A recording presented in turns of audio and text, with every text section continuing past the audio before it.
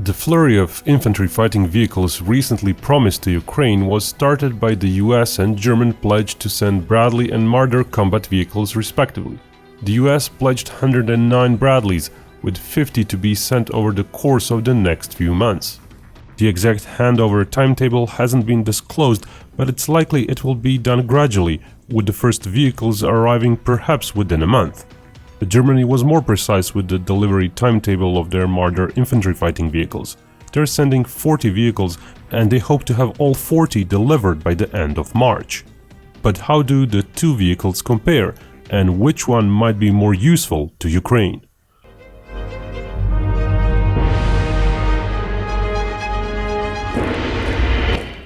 Both the Bradley and Marder are going to be completely new systems to Ukrainian crews, so weeks would be needed to train those crews so they can use the vehicles in a decent way.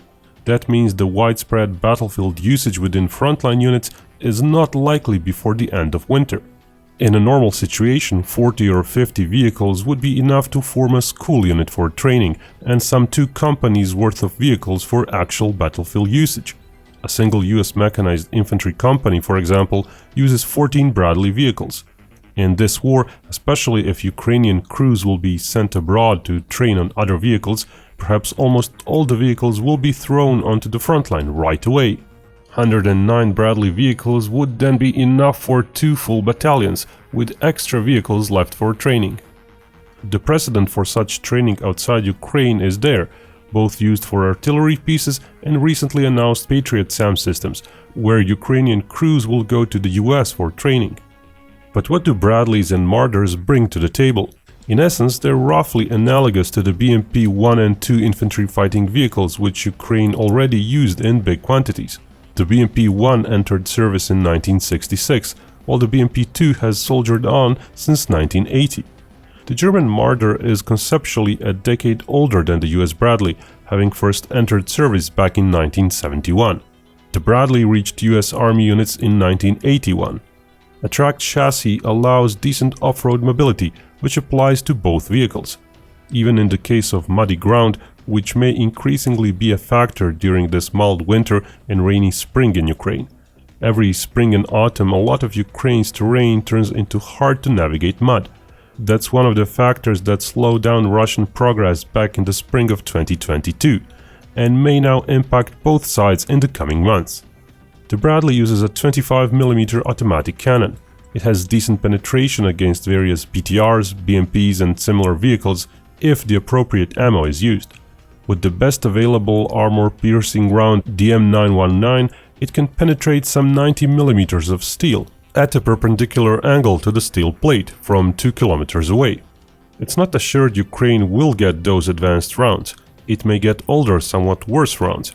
That in itself isn't necessarily a big deal, as the main role of the gun on infantry fighting vehicles is not to deal with highly armored targets, but with other softer targets. For comparison, 105mm M833 round, a mainstay round of NATO tanks in the 70s and 80s, could penetrate roughly 400mm of armor at the same conditions.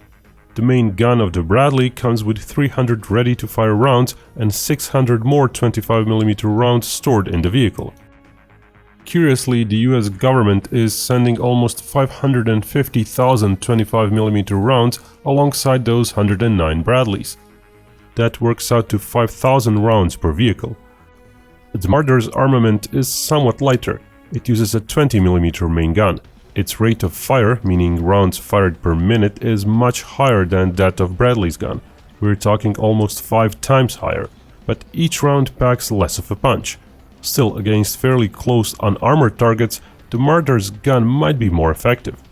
Penetration-wise, the Marder is slightly behind even when the Bradley is using the older M791 armor-piercing round, in case the US Army is saving the more modern rounds for itself.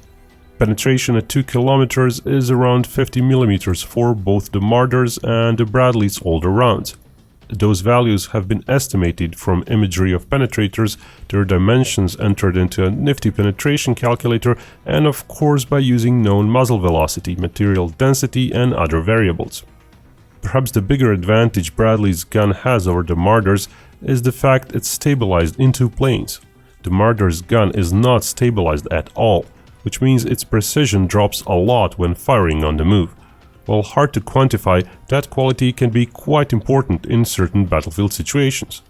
The Marder's gun, being of a smaller caliber, comes with more rounds stored. The Marder's coaxial machine gun allegedly comes with 3,500 7.62mm rounds in storage. The Bradley's similar 7.62mm coaxial machine gun comes with a total of 2,200 rounds stored in the vehicle. Of course, all those guns are going to be effective out to a mile or so, depending on the target type. At such ranges, enemy tanks might threaten both the Bradley and the Marder. To fight them, both vehicles use anti-tank guided missiles, or ATGMs. The Bradley comes equipped with a double ATGM missile launcher. Its TOW-2 missiles pack a fairly potent punch, enough to penetrate pretty much all tanks on Ukraine's battlefield. It's not known which missile subvariants Ukraine will receive among the TOWs pledged alongside the Bradley vehicles. If those include the Arrow 2B variant, basically no vehicle on the battlefield could withstand it. The Arrow increases the range of the already capable 2B, which uses a top-down attack mode. Working similarly to the famous NLAW RPG, it overflies a target and uses tandem-shaped charges directed to fire downwards onto the vehicle's thin top armor. A specialized bunker buster warhead variant may also be in the cards, which, if delivered, might come in handy in the heavily fortified front lines in Ukraine. The downside of the TOW missile is the fact it's still command-guided, and the top of the Bradley vehicle still has to be exposed while guiding it. For example, even if the hull of the vehicle is hidden behind some mound. At maximum range, the missile operator inside the Bradley might have to guide the missile for 12 or 13 seconds. Besides the 2 missiles in the launcher module, the Bradley usually carries 5 more inside the vehicle. Missiles are reloaded manually from a special hatch where a soldier is partially exposed.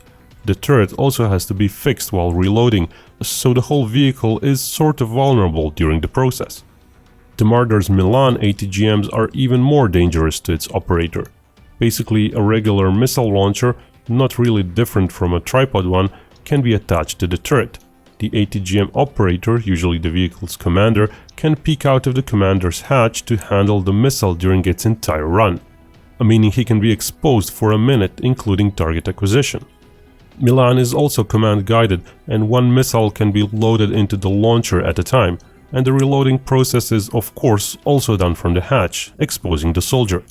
Besides the missile in the tube, usually 4 more Milan ATGMs are carried inside the vehicle. The Marder variant that Germany is sending to Ukraine seems to be the A3 variant. Allegedly, some of the 40 promised vehicles are still in active use in Germany's army and will thus be soon removed from service. Germany is in the process of replacing their Marders with newer Puma IFVs. The A3 Marder variant is limited to Milan ATGM usage, which is becoming a bit obsolete on today's battlefield. The Milan, even in its longest ranged variant, has an effective reach of 3 kilometers. It's also a slower missile than the TOW, requiring some 15 seconds to get there. Penetration-wise, the Milan is credited with roughly similar penetration ability as the TOW, despite the fact it's smaller in diameter. But all that firepower is hardly worth it without the means to direct it. US government officials have stated the US is sending the M2A2 ODS variant to Ukraine. That stands for Operation Desert Storm variant. Though some 30 years old now, said variant does have a first-generation thermal sight for the gunner, which is better than having no thermal sight, but in this day and age there are already better thermal sights on Ukraine's battlefields. First-generation thermals could detect tank-like targets at night at 1 to 2 kilometers away. Its sighting range at night doesn't allow the TOW missile to be used at its maximum range, for example. It's also more susceptible to fog and smoke obstruction. The Marder A3 also has a thermal imager for the gunner. Given that Germany still has over 300 Marders in service, with some 260 upgraded with better thermal sights, it's very likely the vehicles given to Ukraine will be ones with the basic first-generation sights, possibly even trailing behind the Bradley's thermal sensor by a tiny bit due to its slightly older age. The US is trying to divest itself of the ODS variant, and has been offering such vehicles to its NATO allies in the past.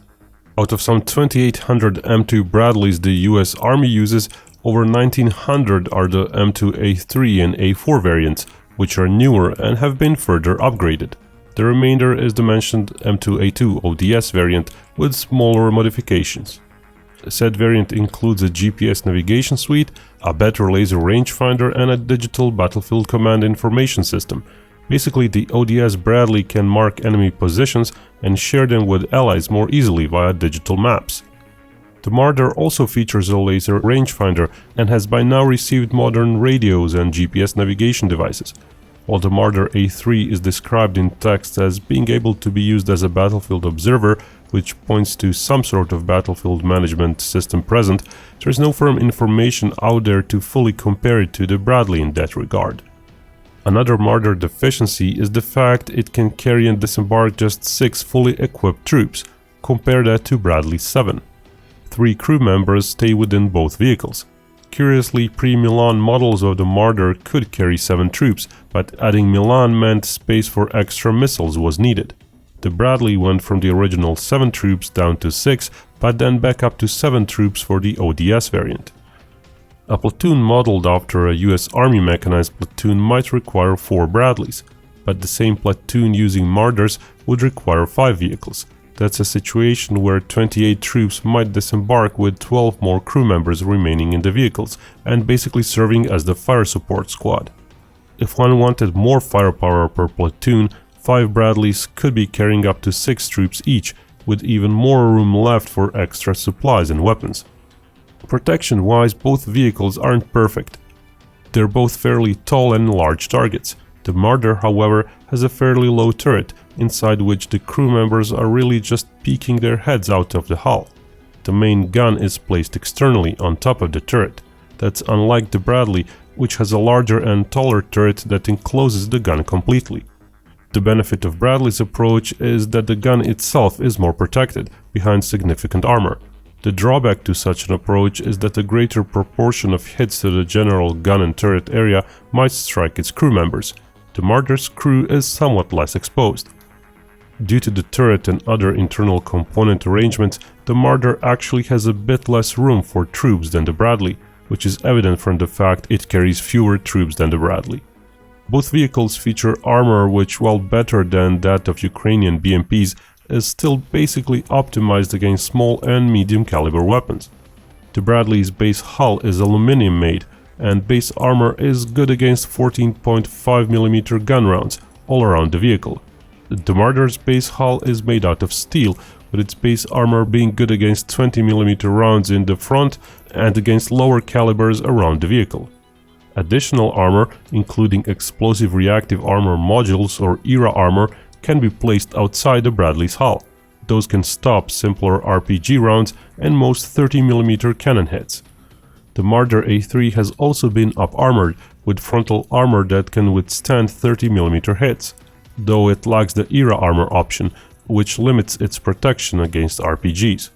As with any ERA armor though, those armor blocks get depleted after a hit, so subsequent hits from a fast-firing 30mm cannon hitting the same rough spot may still penetrate.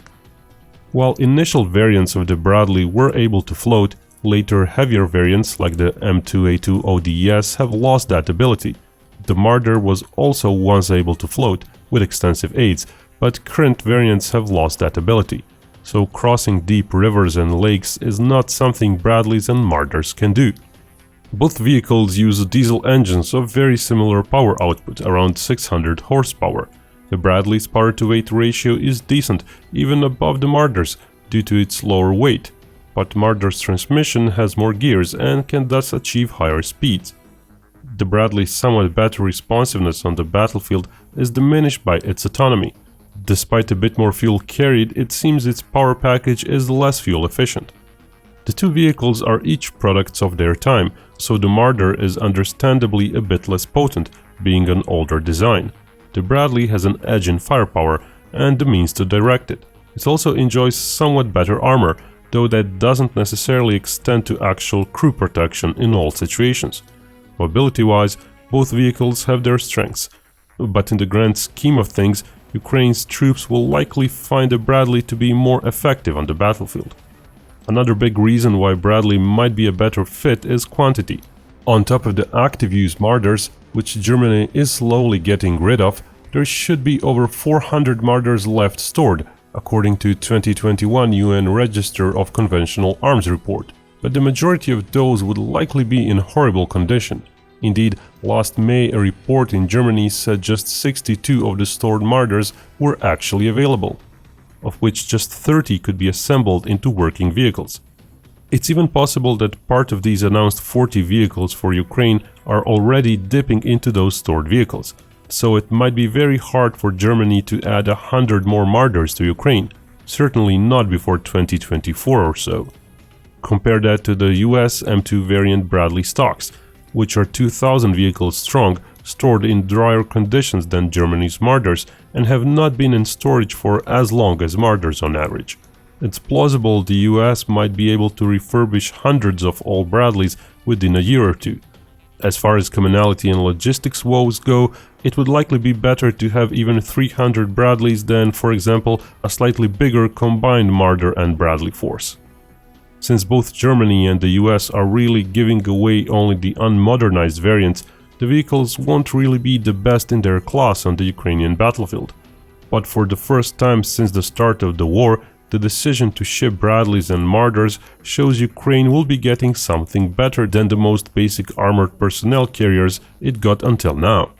That's also compared with the increasingly obsolete BMP reserves from the Cold War era that various ex-Warsaw Pact countries now in NATO had. Marders and Bradleys alongside BMPs are something that will truly support Ukrainian infantry. That's it for this video. There's always something going on with new developments in Ukraine. These videos try to keep track of just a part of the news. We've hired more people to help us produce visuals for all that content. We think we do quality stuff, so if you agree, feel free to check out the YouTube channel membership option. The link is below the video. Becoming a member, you get all sorts of perks, including videos without sponsored segments and early access stuff. We are working on more videos on various vehicles sent to Ukraine, as well as their overall impact on the war. And remember, Binkov may talk about war, but only real peace can bring us all together.